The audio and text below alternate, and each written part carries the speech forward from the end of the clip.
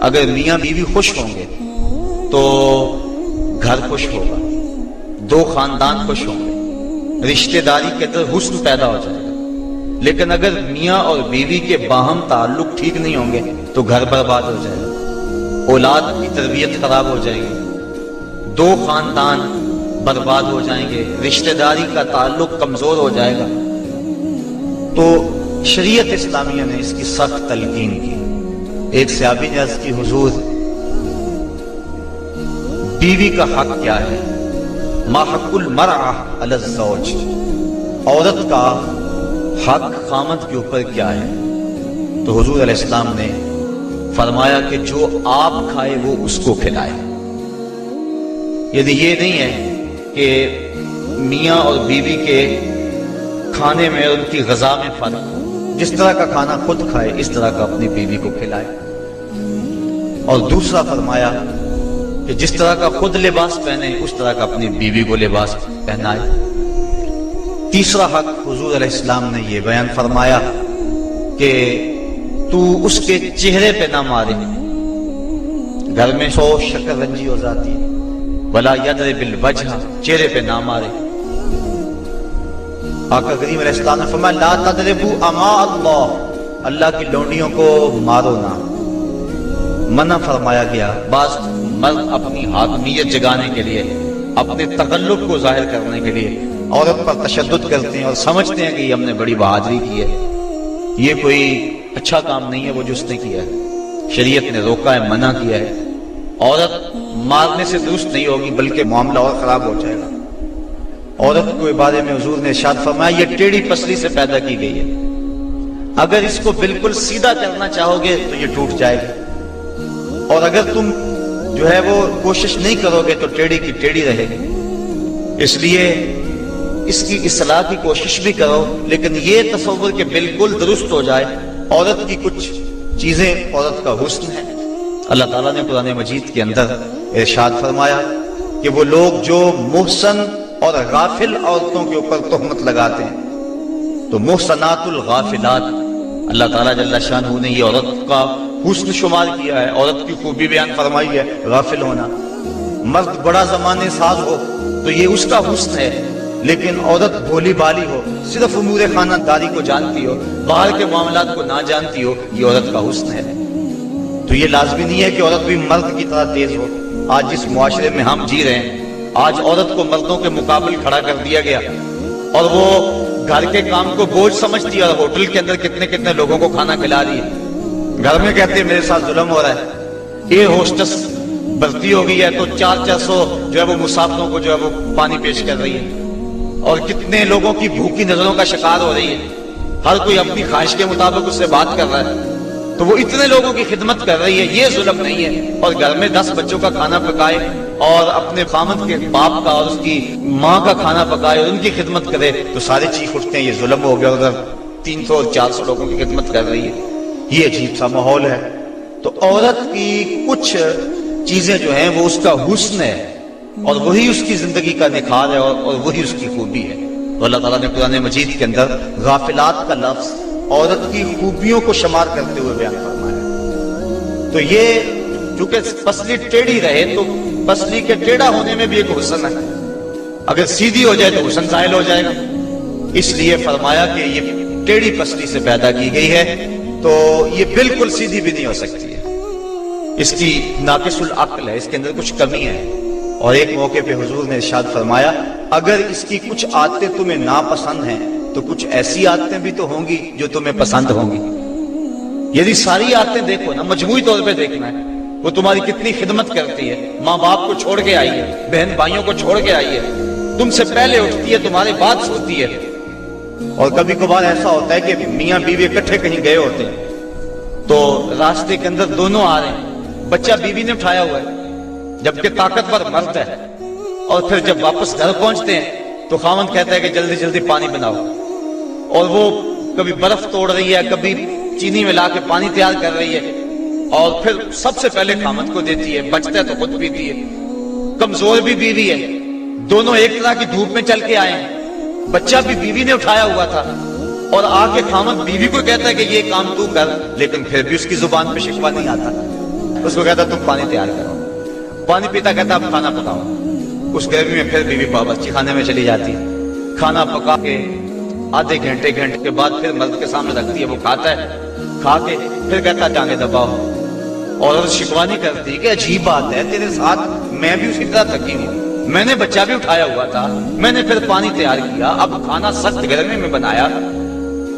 یہ اس کی اچھی عادت ہے۔ تو فرمایا اگر تم اس کی کچھ عادتوں کو دیکھ کر پریشان ہوتے ہو تو کچھ اس کی عادتیں ایسی بھی تو ہوں گی جو تمہیں پسند ہوں گی۔ تو اگر یہ تم سوچ لیا کرو تو میاں بیوی کے اندر محبت کا رشتہ مستحکم ہوگا، کمزور نہیں ہوگا۔ بلکہ ایک انگریز نے لکھا، وہ کہتا ہے کہ کوئی شے بھی جو ہے اس کے کوئی نہ کوئی فائدے ضرور ہوتے ہیں۔ وہ مثال دیتا ہے، وہ کہتا ہے جو گھڑی بند پڑی ہے نا ایک دن میں 2 مرتبہ وہ بھی سچ بولتی ہے۔ مثال کے طور پہ گھڑی بند ہوگی 12 بجے، تو جب دن کے 12 بجے ہیں اس وقت گھڑی سچ بول رہی ہوتی ہے، رات کو جب 12 بجتے ہیں تو گھڑی سچ بول رہی ہوتی ہے۔ کہتا ہے جو خراب گھڑی ہے وہ بھی دن میں 2 مرتبہ سچ بولتی ہے۔ تو اگر کسی شخص کی خرابیاں تمہیں نظر آئیں تو اس کی کوئی خوبی بھی ڈھونڈ لیا کرو، مکھی کی طرح نہیں کہ سارے بدن کو چھوڑ کر جہاں زخم ہو وہیں بیٹھنا ہوتا ہے، جہاں خوشبو ہو وہاں بھی تو جاؤ۔ اس لیے فرمایا حضور علیہ السلام نے، اور ذرا غور تو کیجئے، خاندانوں کو جوڑنے کا اور میاں بیوی کے اندر باہم محبت پیدا کرنے کا یہ کتنا حکمت بھرا جملہ ہے۔ یہ جوامع الکلم سے ہے یہ جملہ، اور کتنا حسن ہے اس جملے کے اندر۔ فرمایا اگر اس کی کوئی بات تمہیں ناپسند ہے تو کوئی اس کی ایسی بات بھی تو ہوگی جو تمہیں پسند ہے، اور تم اس کو دیکھ لو۔ بلکہ صوفیہ فرماتے ہیں اگر خوبی دیکھنے کا شوق ہو تو کسی اور میں دیکھو، اور برائی دیکھنے کا شوق آئے تو اپنے اندر دیکھو۔ اگر انسان اپنی زندگی کے اندر یہ رویہ بنا لے تو زندگی میں حسن آ جاتا ہے، لیکن ہمارا جو عمومی رویہ ہے، ہم برائیاں اوروں میں دیکھتے ہیں اور خوبیاں ساری اپنے اندر دیکھتے ہیں۔ وہ کیا کسی نے کہا تھا کہ کسی کی طرف انگلی اٹھانے والا ذرا غور تو کرے کہ باقی انگلیاں اس کی اپنی طرف اٹھ رہی ہیں، تو ذرا تدبر تو کرے، ذرا غور تو کرے۔ اس لیے فرمایا اگر اس کی کوئی عادت تمہیں ناپسند ہے، ناگوار ہے، تو کوئی اس کی ایسی عادت بھی ہوگی کہ جو تجھے پسند ہوگی۔ اس عادت کو دیکھ کر کے تم اس کے ساتھ محبت کر سکتے ہو۔ اور آقا کریم نے یہ بھی فرمایا خیرکم لأہلہ وَأَنَا خیرکم لأہلی، تم میں سے بہتر وہ ہے جو اپنے اہل خانہ کے ساتھ بہتر ہے، اور فرمایا تم میں سے سب سے بہتر میں ہوں جو اپنے اہل خانہ کے ساتھ بہتر ہے۔ حضور اپنے اہل خانہ کے ساتھ جو حسن سلوک کیا ہے تاریخ اس پہ گواہ ہے۔ جب آقا کریم کا وصال ہوا 9 بیویاں اس وقت حضور کے نکاح میں تھیں، اور آقا کریم علیہ السلام کی ایک بیوی کو بھی حضور پہ شکایت نہیں تھی۔ جبکہ اتنی کثرت سے ازواج ہوں تو اس وقت شکایت کا پیدا ہو جانا لازم ہے، لیکن اس انداز کے ساتھ حضور نے حسن سلوک کیا ان کے ساتھ، ان کے درمیان عدل قائم فرمایا، اور ان کے ساتھ محبت جو حضور کی تھی وہ مثال ہے ایک۔ حضرت سیدہ طیبہ طاہرہ حضرت خدیجہ الکبریٰ رضی اللہ تعالی عنہا کا جب آخری وقت آیا تو انہوں نے اپنی بیٹی حضرت فاطمہ الزہرا رضی اللہ تعالی عنہا کو بھیجا، کہا جاؤ اپنے باپ سے چادر مانگ لاؤ۔ تو سیدہ فاطمہ حاضر ہوئی، عرض کی امی چادر مانگ رہی ہے۔ تو حضور علیہ السلام نے فرمایا بیٹا اپنی ماں سے پوچھو نا چادر کیا کرنی ہے۔ تو حضرت خدیجہ الکبریٰ رضی اللہ تعالی عنہا کی خدمت میں پوچھنے کے لیے حضرت فاطمہ واپس آ رہی ہیں تو حضرت نبی رحمت صلی اللہ علیہ وسلم بھی پیچھے آ گئے۔ حضرت خدیجہ سخت بیمار تھی، عرض کی حضور اس وقت جو میری حالت ہے آپ دیکھ رہے ہیں، مجھے لگتا ہے کہ یہ میرا آخری وقت آ گیا، میں نے چادر اس لیے مانگی ہے کہ اس چادر سے مجھے کفن دیا جائے۔ اب سنو حضور نے کیا جواب دیا۔ آقا کریم کی آنکھوں میں آنسو آ گئے اور فرمایا خدیجہ تو نے تو چادر مانگی ہے، لو اردت جلدی لا آتیتک، اگر تو میری جلد بھی مانگتی میں وہ بھی اتار کے دے دیتا۔ یہ ہے محبت بیوی کے ساتھ، یہ ہے پیار کا رشتہ۔ حضرت ام المومنین سیدہ عائشہ صدیقہ رضی اللہ تعالی عنہا فرماتی ہیں حضور کثرت سے حضرت خدیجہ کا تذکرہ کرتے تھے۔ ایک دن مجھ سے نہ رہا گیا، میں نے کہا حضور آپ اس بوڑھی عورت کا تذکرہ نہیں چھوڑتے؟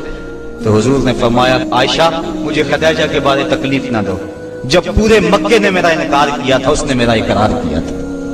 حضرت عائشہ صدیقہ رضی اللہ تعالی عنہا فرماتی ہیں ایک دن حضور بقیع سے واپس آ رہے تھے، میرے سر میں سخت درد ہو رہا تھا، حضور تشریف لائے تو میں نے کہا بارا ساہو، ہائے میرا سر گیا۔ تو تو حضور علیہ السلام نے کہا وَأَنَا يَا عائشہ، عائشہ یہ تیرے سر میں درد نہیں، یہ تو میرے سر میں درد ہو رہا ہے۔ یہ بیوی کے ساتھ محبت کا انداز ہے جو حضور نے اختیار فرمایا۔ یہ کیسا پیار ہے، یہ کیسی الفت ہے، ذرا غور تو کریں۔ حضرت سودا رضی اللہ تعالی عنہ حضور ان کے ہاں تشریف فرما تھے۔ حضرت عائشہ صدیقہ رضی اللہ تعالی عنہ نے کچھ پکایا، میٹھی چیز تیار کی، جی میں آیا حضور کو دوں۔ آقا کریم حضرت سودا رضی اللہ تعالی عنہ کے ہاں تھے، انہوں نے وہ شے اٹھائی اور حضرت سودا کے حجرے میں چلی گئی۔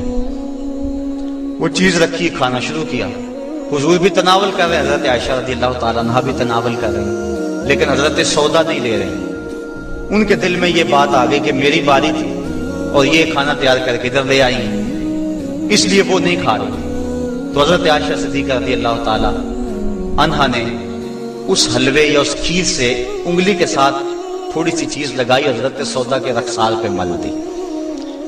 اب حضرت سودا نے عرض کی حضور یہ دیکھو انہوں نے کیا کیا ہے۔ تو آقا کریم نے فرمایا نیکی کی جزا نیکی اور برائی کی جزا برائی، ایسا کرو کہ تم بھی بدلہ لے لو۔ تو حضرت سودا نے انگلی لگائی اور حضرت عائشہ صدیقہ رضی اللہ تعالیٰ عنہ کے چہرے پہ لگا دی۔ اب ان کے چہرے پہ بھی وہ حلوہ یا وہ کھیر وغیرہ لگی ہے، ان کے چہرے پہ بھی لگی ہوئی ہے۔ باہر دروازے سے دستک ہونے لگی، دروازے پر کسی نے دستک دے دی۔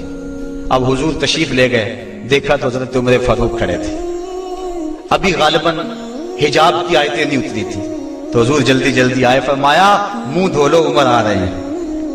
اب دونوں کے ساتھ عدل بھی فرمایا حضور نے، اور ایسی شگفتگی بھی پیدا ہو گئی۔ بعض مرد سمجھتے ہیں کہ ہم مرد ہیں اور ہمیں عورتوں کے ساتھ بالکل سیریس رہنا چاہیے، ان کے ساتھ کوئی مزاح نہیں کرنا چاہیے، جبکہ مزاح فرمانا چاہیے۔ عورتوں کے ساتھ حضور نے فرمایا ہے۔ حضرت عائشہ صدیقہ رضی اللہ تعالی عنہ اور حضور جا رہے تھے کسی سفر پہ۔ حضور کی عادت یہ تھی جب قافلے میں ہوتے، سفر کرتے تو سب سے پیچھے ہوتے۔ تو قافلہ تھوڑا سا آگے چلا گیا تو حضور نے فرمایا عائشہ دوڑ نہ لگائیں۔ عرض کی ہاں ٹھیک ہے۔ حضرت عائشہ صدیقہ رضی اللہ تعالیٰ عنہ کہتی ہیں کہ میں پتلی دبلی تھی، میں اپنے پاؤں سے آگے نکل گئی۔ یہ لفظ کہ حضرت عائشہ صدیقہ، یہ نہیں کہا میں حضور سے آگے نکلی، بلکہ ادب کا یہ عالم ہے، کہا میں اپنے پاؤں سے آگے نکل گئی۔ خیر معاملہ ختم ہو گیا، کافی عرصہ بیت گیا۔ ایک دن پھر ایسا موقع بنا، میرے جسم میں تھوڑی سی فربہی آ گئی تھی۔ تو حضور نے فرمایا عائشہ دوڑ نہ لگائیں، میں نے کہا لگاتے ہیں۔ تو جب دوڑ لگائی تو میں پیچھے رہ گئی، حضور آگے چلے گئے۔ تو حضور نے پیچھے پلٹ کے دیکھا اور مسکرا کے فرمایا یہ اس دن والا بدلہ ہو گیا۔ تو اب مزاح فرمایا حضور علیہ السلام۔ اور حضرت عائشہ صدیقہ رضی اللہ تعالی عنہ فرماتی ہیں کہ اللہ کے محبوب علیہ السلام مجھے حمیرہ کہہ کے پکارتے تھے، یہ محبت کا عالم تھا۔ تو عورت کے ساتھ اس نے سلوک کرنے کا درس دیا گیا ہے۔ تو فرمایا اس کو مارو نہ، ولا یکبہ، اور اس کو گالی نہ دو۔ عورت کو گالی گلوچ کرنا یہ کوئی اچھی عادت نہیں ہے۔ کسی کو گالی دیں آپ یا مجھے کوئی گالی دے تو میرے دل میں جو ہے وہ زخم لگے گا اس گالی کا۔ وہ کیا کسی عربی شاعر نے کہا ہے تلوار کے زخم ہیں وہ مٹ جاتے ہیں لیکن جو زبان کے زخم ہیں وہ نہیں مٹتے۔ کسی کا مارا ہوا بول ختم نہیں ہوتا۔ اب کسی کو کوئی بات کہہ دے تو ساری زندگی وہ زخم نہیں مٹتا۔ تو جن میاں بیوی نے اکٹھے رہنا ہو ساری زندگی اور وہ خامد گالیاں دے تو بیوی کے دل میں کتنی نفرت پیدا ہو جائے گی۔ یہ آئلی زندگی کا سسٹم تباہ ہوگا یا نہیں ہوگا؟ اس لیے حضور نے فرمایا کہ چوتھا حق یہ ہے کہ وہ گالی نہ دے، اور پانچواں حق یہ بیان فرمایا حضور نے وَلَا يَهْجُرْ إِلَّا فِي الْبَيْتِ۔ عورت کی کوئی عادت ناپسند ہے یا کوئی ایسا معاملہ ہو گیا تو حکم ہے پہلے اسے سمجھاؤ۔ اگر وہ سمجھتی نہیں ہے تو پھر حکم ہے کہ اس کا بستر الگ کر دو۔ اب علماء نے اس کے ساتھ بھی شرط لگائی ہے، بستر الگ کرنے کا یہ مفہوم نہیں ہے کہ اس سے بول چال چھوڑ دو۔ اگر بول چال چھوڑ دو گے بچوں پہ اثر پڑے گا۔ بستر کو الگ کرنا یہ تمہارے میاں بیوی کا معاملہ ہے، بچوں کو پتہ نہ چلے، بچوں کی تربیت خراب ہو جائے گی اگر تم اس سے جو ہے وہ ایسا الجھاؤ پیدا کر دو گے۔ اور پھر کہا کہ فی البیت، اس کو الگ گھر میں کرو، اس کو میکے نہ بھیجو۔ اگر میکے بھیجو گے تو اس کے والدین کو تکلیف ہوگی، تو تمہارے دو خاندانوں کے اندر فساد برپا ہوگا۔ کیسی حکمت بھرے جملے ہیں۔ فرمایا ایک تو اس کو جدا کرو، دوسرا گھر کے اندر کرو۔ किसी तीसरे को कानो कान खबर ना हो, और औरत जो है वो तुम्हारी जुदाई बर्दाश्त नहीं कर सके, क्योंकि औरत की फितरत और जरूरत है मर्द। वो मर्द को देखकर तस्कीन पाती है, और मर्द का चेहरा उजड़ जाए तो घर उसको खाने को आता है, घर में उसे सुकून ही मिलेगा।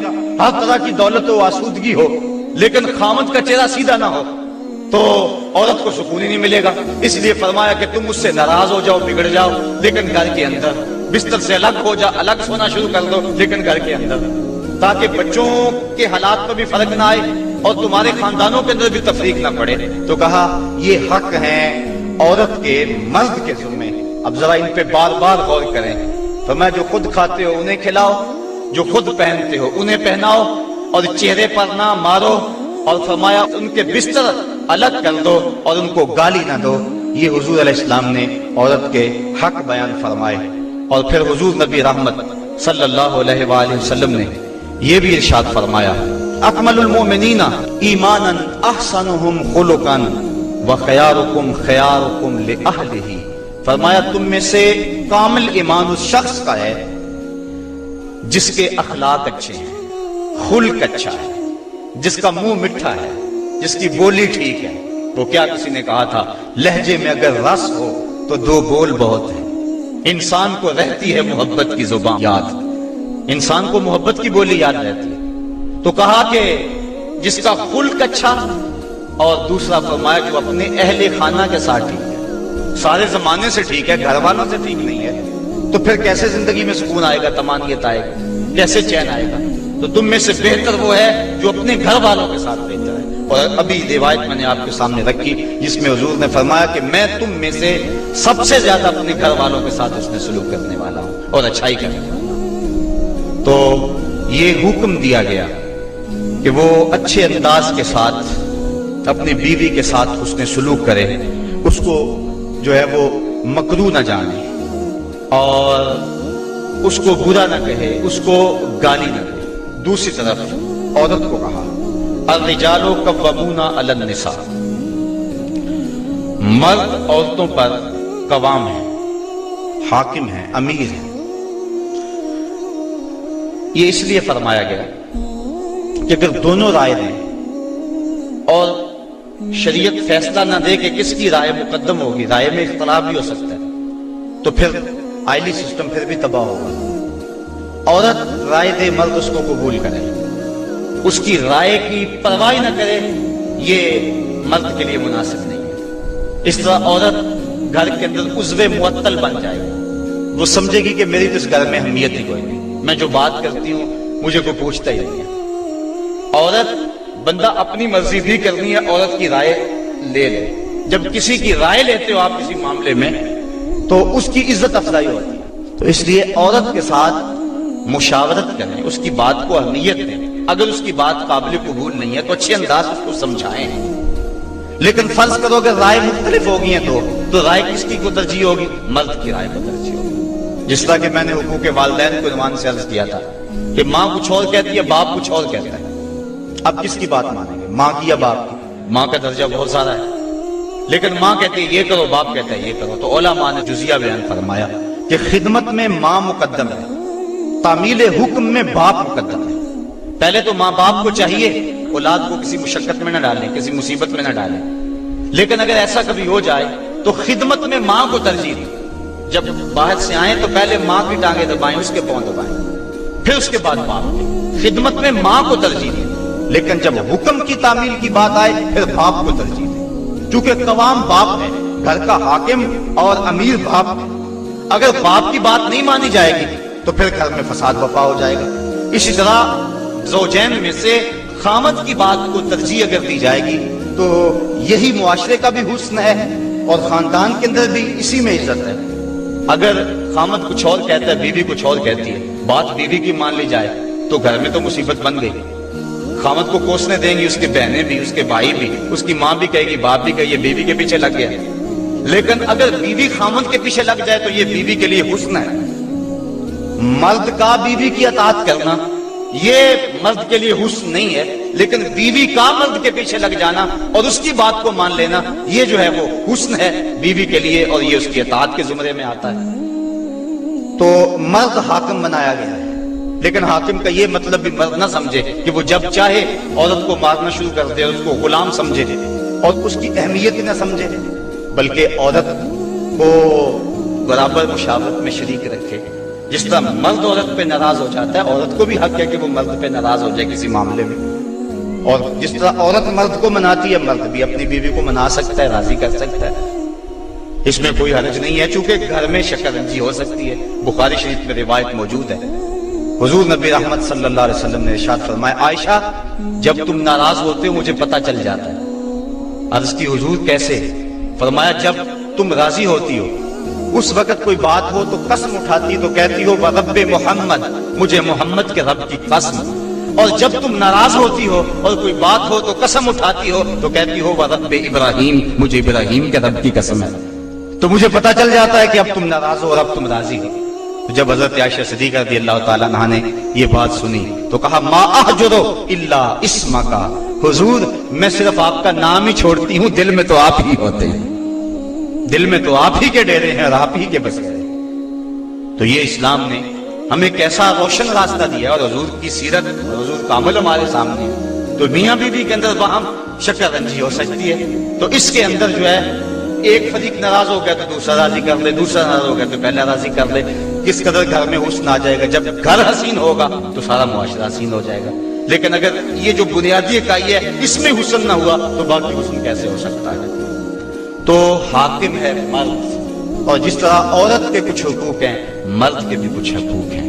حضور علیہ السلام نے ارشاد فرمایا لا یحل للمرأة ان تصوم وزوجها شاہد الا باذنہ ولا تاذن فی بیتہ الا باذنہ، فرمایا عورت کو یہ حق نہیں پہنچتا کہ وہ روزے رکھے جبکہ خامد گھر میں ہو۔ نفلی روزہ رکھنا اگر عورت کو ہو تو وہ خامد سے پوچھ کے رکھے گی، خامد کی اجازت اور اذن کے بغیر عورت روزہ بھی نہیں رکھ سکتی، چونکہ خامد کی رضا کا حاصل کرنا عورت کے لیے بہتر نفلی عبادت ہے۔ اس لیے اگر خامد راضی نہیں ہے تو روزہ نہ رکھے، راضی ہے تو رکھ لے۔ اور فرمایا حضور علیہ السلام نے دوسری بات یہ ہے کہ وہ اس کے گھر میں جس کو وہ ناپسند کرتا ہے اس کو آنے نہ دے، اذن نہ دے۔ اور ایک حدیث کے اندر یہ لفظ ہیں کہ حضور علیہ السلام نے ارشاد فرمایا کہ وہ خامن کے بستر کو روندنے نہ دے، یعنی خامن جس بستر پہ بیٹھتا ہے، سوتا ہے، آرام کرتا ہے، اس بستر پہ کسی کو نہ چڑھنے دے۔ اور اس پر حضرت ام حبیبہ رضی اللہ تعالی عنہا کا عمل ہمارے سامنے ہے۔ یہ ابو سفیان کی بیٹی ہیں، اور حضور پر حضرت ام حبیبہ ایمان لے آتی ہیں، ان کا شوہر بھی ایمان لے آتا ہے۔ جب ہجرت حبشہ ہوئی تو یہ دونوں میاں بیوی حبشہ کی طرف ہجرت کر گئے۔ کچھ عرصہ وہاں گزرا، ایک دن حضرت ام حبیبہ سوئی تو خواب دیکھا ہے کہ میرے خامد کا چہرہ بدل گیا، تو سخت پریشان ہوئی۔ صبح اٹھی تو پتہ چلا کہ خامد عیسائی ہو گیا، کسی عیسائی کے پاس بیٹھنا اٹھنا تھا تو اس نے اپنا دین بدل لیا۔ تو حضرت ام حبیبہ رضی اللہ تعالیٰ عنہ الگ ہو گئی۔ کچھ عرصے کے بعد خامد بھی فوت ہو گیا۔ اب وہاں پردیش میں سارے جہان کو چھوڑ کر وہاں گھر بسایا تھا تو وہاں وہ تنہا ہو گئی، تو سخت پریشان تھی۔ آقا کریم علیہ السلام نے حبشہ کے حکمران نجاشی کے ذریعے حضرت ام حبیبہ رضی اللہ تعالی عنہا کو پیغام نکاح بھیجا۔ نجاشی نے ایک لونڈی بھیجی کہ جا کے ام حبیبہ کو کہو کہ اللہ کے نبی تم سے نکاح کرنا چاہتے ہیں۔ اب حضرت ام حبیبہ کی زبانی اگلی کہانی سنیے۔ کہتی میں گھر میں بیٹھی ہوئی تھی کہ باہر دروازے پہ دستک ہوئی، میں نے دروازہ کھولا تو ایک خاتون کھڑی تھی، میں نے اس کو بٹھایا تو وہ کہنے لگی میں نجاشی کی سمت سے آئی ہوں، اللہ کے محبوب صلی اللہ علیہ وسلم نے تجھے نکاح کا پیغام بھیجا ہے۔ کہتی ہیں ایک لمحے کے لیے تو میں حیران ہوئی اور پھر میری خوشی کی انتہا نہ رہی، اور گھر کے اندر جو کچھ موجود تھا اس وقت میرے پاس، میں نے سب کچھ بطور انعام اس لونڈی کو دے دیا۔ میں نے کہا میرے مقدر کے حضور کے نکاح میں آؤں۔ پھر اللہ کے محبوب علیہ السلام نے ان سے نکاح کر لیا، وہ مدینہ تشریف لے آئیں۔ ابو سفیان ان کو ملنے کے لیے مدینہ پہنچے، حضور علیہ السلام کی چارپائی بچھی ہوئی تھی، تو یہ جا کے بیٹھنے لگے تو انہوں نے بستر لپیٹ لیا تو ابو سفیان کہنے لگا رملہ تمہیں کیا ہو گیا؟ یہ بستر میرے قابل نہیں سمجھتی ہو یا مجھے بستر کے قابل نہیں سمجھتی ہو؟ تو حضرت ام حبیبہ کہنے لگی کہ یہ بستر اللہ کے رسول کا ہے اور میں نہیں پسند کرتی کہ اس کے اوپر کوئی مشرک بیٹھے۔ تو کہنے لگا ابو سفیان کہ تم بڑا بدل گئی ہو۔ پھر اللہ تعالیٰ نے ان کو بھی اسلام کی بہاریں عطا فرما دی۔ تو یہ حق ہے خامند کا بیوی کے اوپر کہ خامند کے بستر کے اوپر کسی کو نہ بیٹھنے دے۔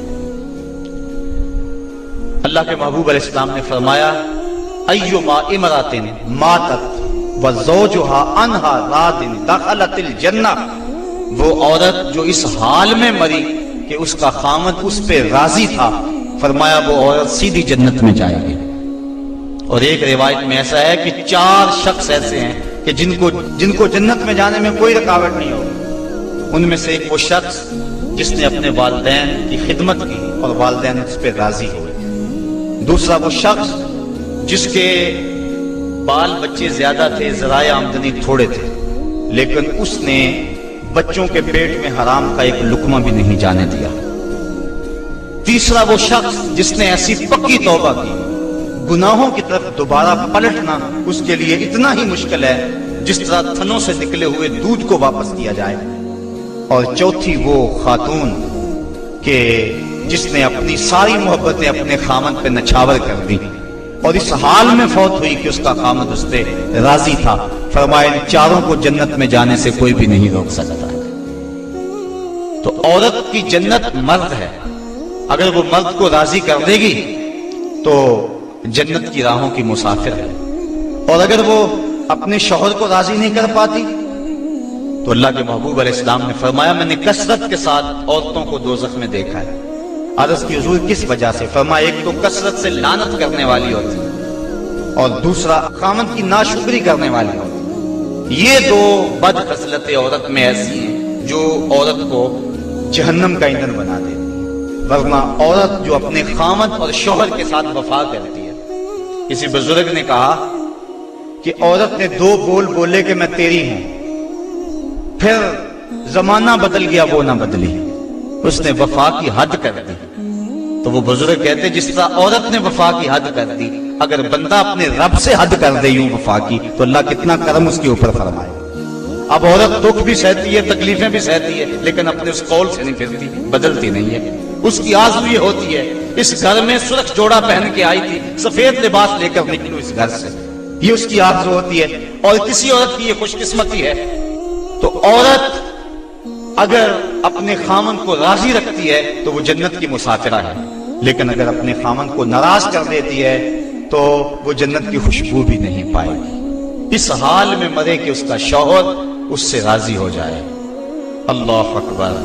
اللہ کے محبوب علیہ السلام نے مردوں کو عورتوں کے ساتھ اور عورتوں کو مردوں کے ساتھ حسن سلوک کرنے کی تلقین ارشاد فرمائی، اور آقا کریم نے جو آخری وصیت اپنی امت کو کی، اس کے بعد حضور علیہ السلام کا وصال ہو گیا، اس کے بعد کوئی وصیت نہیں ہے حضور کی زبان سے جو نکلی ہے۔ فرمایا لوگوں میں تمہیں 2 چیزوں کی وصیت کرتا ہوں، ایک الصلاۃ الصلاۃ، نماز نماز، یعنی نماز کو نہ چھوڑنا، اور دوسری وصیت یہ تھی کہ میں 2 کمزوروں کے بارے میں تمہیں اللہ سے ڈراتا ہوں، ایک غلام اور دوسری تمہاری بیویاں۔ ان 2 کمزوروں کے بارے تمہیں اللہ سے ڈراتا ہوں، ان پہ ظلم نہ کرنا، انہوں نے بھاگ تو جانا نہیں ہے، گھر سے نکل تو جانا نہیں ہے، تو ان پہ ظلم کرو گے تو یہ دکھی ہو جائیں گے۔ تو آقا کریم علیہ السلام نے فرمایا ان 2 کمزوروں کے بارے میں تمہیں اللہ سے ڈراتا ہوں۔ بلکہ اس قدر حضور نے عورتوں کی نزاکت کا لحاظ رکھا۔ ایک سفر پہ تھے، ایک شخص اونٹوں کو ہانک رہا تھا، اس کا نام تھا انجشا، تو وہ جلدی جلدی اونٹوں کو نا ہانکنے کی کوشش کر رہا تھا تاکہ جلدی پہنچ جائے۔ تو آقا کریم نے فرمایا انجشا آہستہ آہستہ، فرمایا یہ جو اونٹوں کے اوپر عورتیں بیٹھی ان کی طرف اشارہ کر کے کہا یہ نازک آبگینے ہیں، کہیں ٹوٹ نہ جائیں۔ عورتوں کو نازک آبگینے قرار دیا۔ آج ہمارے معاشرے کے اندر گھروں میں جو جنگ و جدل کا ماحول ہوتا ہے اور عورتوں کے ساتھ جو سلوک کیا جاتا ہے، بتاؤ یہ نازک آبگینے سلامت رہ سکتے ہیں؟ حضور نے تو فرمایا انجشا اپنے اونٹوں کی رفتار کو کم کرو، कहीं ये नाजुक आप गीने ना टूट जाएं। और फिर सुनो हुजूर ने क्या फरमाया, हुब्बे बाइलिया मिन दुनियाकुम सलास, लोगों तुम्हारी दुनिया से मुझे सिर्फ 3 चीजें पसंद हैं। रंगो नूर से सजी हुई ये कायनात तुम्हें मुबारक हो, ये बज़्म कवाकब का नूर, ये अफलाक, ये जमीन, ये लहलहाते हुए सब्जे, ये कायनात का हुस्न, ये कौसे कज़ा की रंगीनियां, ये बहारों के रंग, ये पर्वतों की कितारें, ये मुरगन गजाएं, ये अनवा अक़साम के फल, जिंदगी का सारा हुस्न, ये मौसमों का नूर और रोशनी, सब कुछ तुम्हें मुबारक हो। फरमाया मुझे तो सिर्फ तुम्हारी दुनिया से सिर्फ 3 चीजें पसंद है। ये नहीं कहा मेरी दुनिया से, कहा तुम्हारी दुनिया से। बल्कि एक हदीस के लफ्ज़ हुजूर ने यूं फरमाया कि मेरी मिसाल ऐसे है तुम्हारी दुनिया के साथ, जिस तरह कोई मुसाफिर गुजर रहा हो और रास्ते में कोई दरख्त हो और वो चंद लम्हों के लिए उसकी छांव में बैठ जाए। तो कहा मैं तो चंद लम्हों के लिए रुका हूं, और रुक के एक एक लम्हा इंसान को जिंदगी गुजारने का रास्ता बता गए हैं। चंद लम्हों के लिए वो ठहरे हैं जिस पेड़ के नीचे, सुना है आज तक उस पेड़ का साया महकता है, आज तक वहां रोशनियां फैली हुई हैं। तो कहा हुब्बे बाइलिया मिन दुनियाकुम सलास, मुझे तुम्हारी दुनिया से सिर्फ 3 चीजें पसंद हैं, अत्तीब वन्निसा वजुइलत कुर्रतु ऐनी फिस सलात। एक खुशबू, दूसरी मनकूहा औरतें, और तीसरी मेरी आंखों की ठंडक नमाज में रखी गई है। तो साहिबो, मेरे और आपके आका और मौला हुजूर नबी रहमत सल्लल्लाहु अलैहि वसल्लम ने यही हमें वसीयतें की, औरतों के साथ उसने सलूक करने का, और औरतों को हुक्म दिया कि तुम अपने खामन के साथ उसने सलूक करो। बल्कि फरमाया कि अगर अल्लाह के अलावा किसी को सजदा जायज होता तो मैं बीवी को हुक्म देता कि वो अपने खामन को सजदा किया करे। औरत को यह भी इज्जत नहीं है कि वो मर्द की इजाजत के बगैर घर से निकले। अगर मर्द पाबंद करना चाहिए, औरत को हिम्मत नहीं है कि निकले, शरीयत ने मना किया। बल्कि हुजूर ने इरशाद फरमाया जब कोई औरत मर्द की रिजा और इज्न के बगैर घर से बाहर निकलती है तो आसमानों के सारे फरिश्ते उस औरत पे लानतें नाजिल करते हैं। और फिर जब वो गुजरती है जिन राहों से, इंसानों और जिन्नों के अलावा बाकी हर दरख्त, हर पत्थर, हर शय जो रास्ते में आती है उस औरत पे लानत भेजता है। तो औरत को मर्द के इज़्न के बगैर घर से निकलने से रोका गया। उसको कहा कि तू घर में ठहरी रहना, तेरी ये वफा का तकाजा है। और तो दूसरे मर्द को हुक्म दिया गया कि तूने इसका ख्याल रखना है, जो खुद खाए इसको खिलाए, जो खुद पहने इसको पहनाए। अगर कोई नौबत, तकरार और लड़ाई की आ जाए, इसके चेहरे पे नहीं मारना। उम्मीद है कि आपको इस वीडियो से काफ़ी मालूमात मिली होगी। अगर आपको ये वीडियो पसंद आई हो तो इस वीडियो को लाइक और शेयर करना मत भूलिएगा। ऐसी मज़ीद इंटरेस्टिंग वीडियोस देखने के लिए इस चैनल को सब्सक्राइब कर दें। सब्सक्रिप्शन बटन के साथ आपको एक बेल आइकन बना नज़र आएगा, यानी एक घंटी बनी नज़र आएगी। आप उस पर भी क्लिक कर दें, उससे इस चैनल की सारी नई वीडियोस का नोटिफिकेशन आप तक पहुंचता रहेगा। कमेंट सेक्शन में आप अपने कमेंट्स भी दें। अपना बहुत ख्याल रखें। अल्लाह हाफ़िज़।